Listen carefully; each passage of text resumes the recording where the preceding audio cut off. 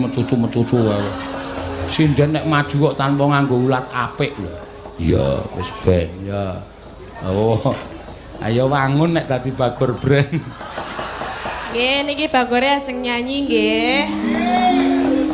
Ya rasa lara ati ngono kok lara ati lho. Gojek ki ora kena lara ati. Ya kan mami kok dikei Bagor Brand terus lho. Sing Kaya ngarani- apa ta wujude kaya ngapa? Ayo meng wujud Bagor kae. Isine pakan sapi, pakan kirek, pakan Bagor Brand. Aku wadah pakan. Heeh. Piye? Setuju ta?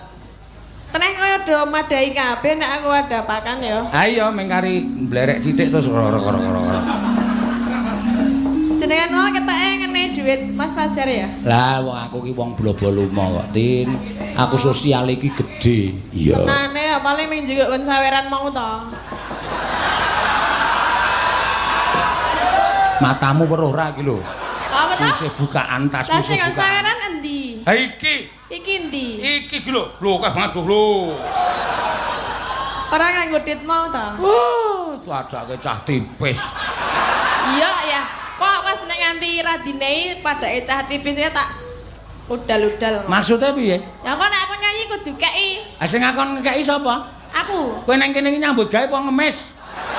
Ya nyambut gawe ya. Ha, nyambut gawe sentuk amplop kok dadak akeki. Ya wis jatahe sapa? Kowe nek ngono kuwi gawe kemerene penabuh lho.